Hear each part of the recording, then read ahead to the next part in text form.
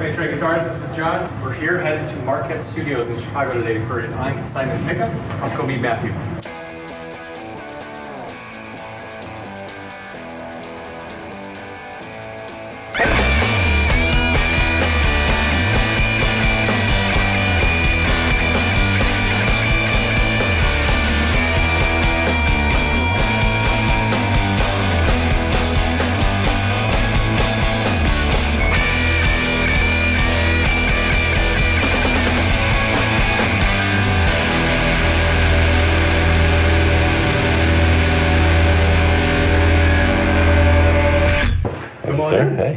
Hey everyone, my name is Matthew Gizzi. I am the founder of Marquette Studios that you are currently standing inside. I'm super excited for you to see just a few of these weird guitars that we've got. Hopefully you see what you like.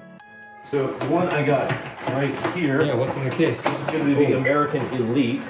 Nice. Yeah, so this one is probably the most straightforward of anything that I've got currently. Just got, cool features, passing lane, S1 switch. This is going to be the Schwalbacher right here, whereas these are going to be the Gen 4 noiseless. Nice case with it and everything. Yeah, this one's currently set up so that the tremolo will go in both directions. Just the opposite of the other Fender, the aluminum one, is currently set up so that it only will do like tie pops and stuff like that. All right, so next up, we've got the next Fender, a little bit older. This one was in 2018, which means that it has an ebony fretboard because the CITES regulations were in effect when they made it. So it's got ebony as opposed to rose felt.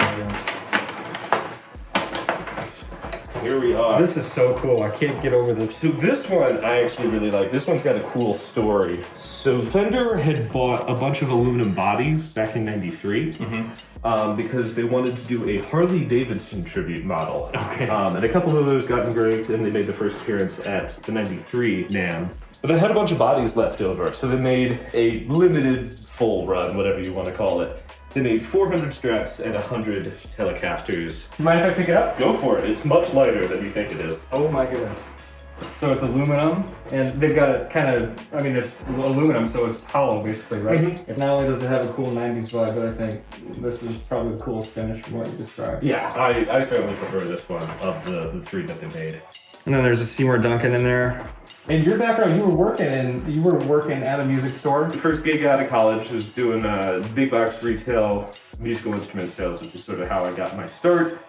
Then eventually just came to the conclusion, I don't have billions of dollars, but I can do this on a fun, small scale. This one, I should note, at least for your buyers, in the interest of full disclosure, there is a ding. Yeah, the aluminum obviously reacted a little bit weirdly, as opposed to what you might see with wood. So it just sort of ended up as a literal ding that just sort of pushes it in, whereas, wood might actually break off a chunk and you can see the exposed wood. Sure. Yeah, I imagine it'll take a few dings, but it'd be pretty hard to actually damage that sucker. Oh, yeah. I mean, Fenders are already impossible to really break, so that one's just even more. Do you notice a big difference in sound? Does it sound different to you with the aluminum body, or is it hard to tell? Oh, it's much more fun to play. Yeah. That's the important part right there. All right, next up, this one right here is the Vic Surfer that you had asked about. Yeah. Oh. 7 strings. Yeah. The center block there? Yeah. So tell me about Vic. Vic used to be based in Belarus, but more recently has actually relocated to Southern California. Okay.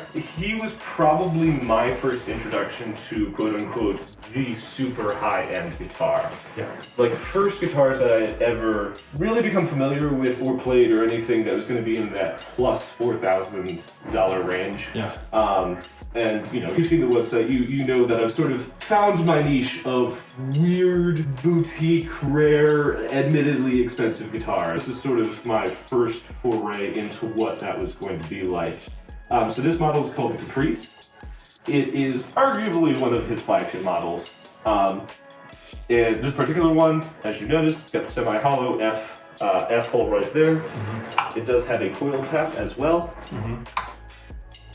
But other than that, we're really just talking really good quality construction. It looks like it. May I take it out? Go for it. There's something really cool about this model that jumped out to me, which is for your crossover person who may not necessarily just be looking for the look that's more marketed towards the heavier music. This is like a crossover 7-string to me, where anybody, whether you're into Paul Reed Smith, Fender, Gibson, like you could look at this and say like, okay, that would be my foray into a really high-end 7-string. The looks are just so cool. Plus, it's the sort of 7-string where you can really use it for clean stuff as well.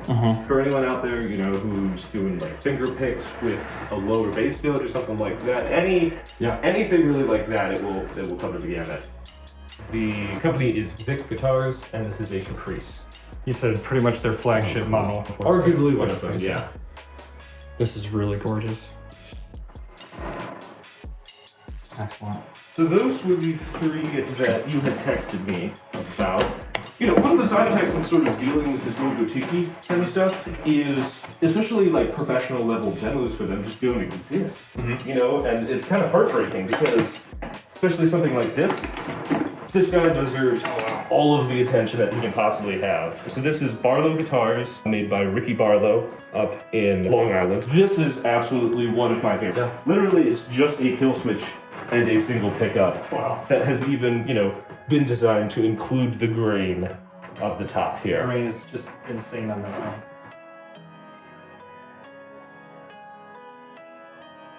Look at the wood on that. They're just kind of daring you to just plug the thing in and play it. Yeah.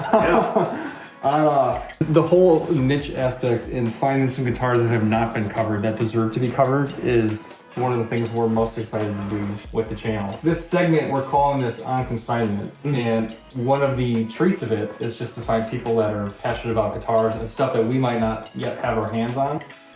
Yeah, so like when I got started, you know, we were talking about the entire inventory of this project cost about $150 because that's all I could spare out of the paycheck.